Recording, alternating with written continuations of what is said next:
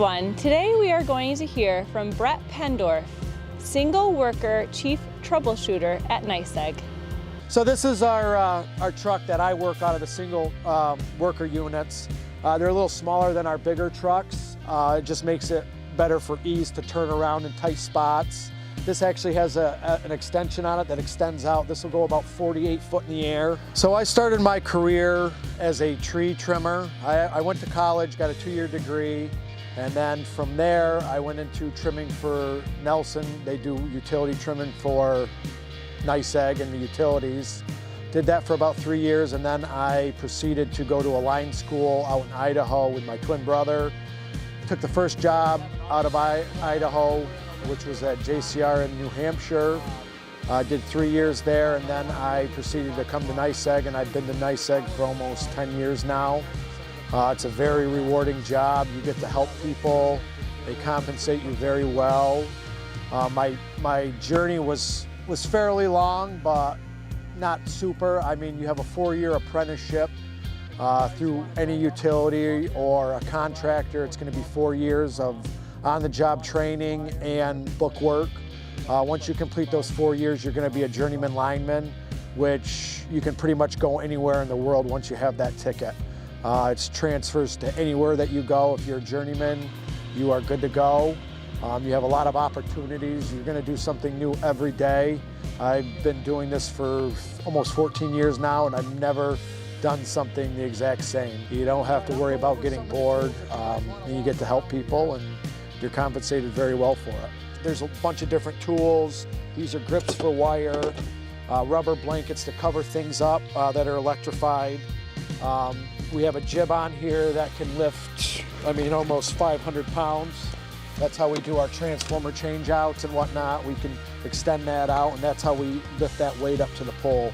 To be able to go to a place that doesn't have power and have people come outside and clap for you and say thank you, offer you coffee, and just give you hugs pretty much. I mean, there's no better feeling than to help somebody that's, been without power for a week or so. And people don't realize how much they need power until they don't have it.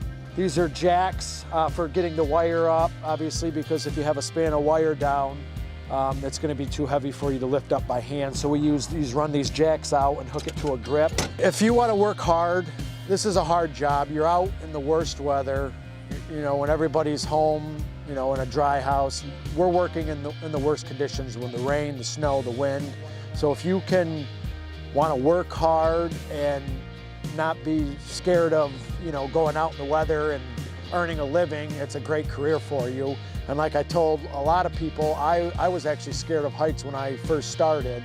My first tree I ever climbed doing tree work, I locked up and I was sweating and I was grabbing the tree, and I thought to myself, I don't know if this career is right for me. And I stuck it out, gave it a month, and then 2 months, and each week that went by it got easier, and now it's like, I'm doing work 100 foot up in the air, and it's like I'm standing on the ground. So I would just, urge you, if you do have some doubts about your, being scared of heights, don't let it discourage you from doing it. You need to be able to rig.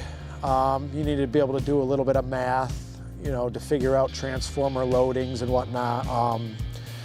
It's just you chainsaw, how to use a chainsaw, and undercut wood. You have to understand the tensions of wood. You have to, basically, if you're willing to work hard, your training will take over.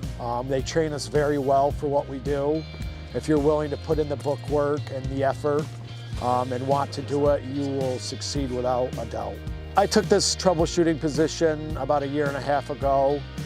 So I don't do regularly construction work, so a lot of our construction crews will go out and fix rotten poles, do regular jobs to hook up services. I don't do that. I respond to 911 calls, trees on wires, outages, house fires. I am basically, almost like a firefighter. I'm standing by on the radio to be able to go at a moment's notice to make situations safe and get the power back on when it goes out.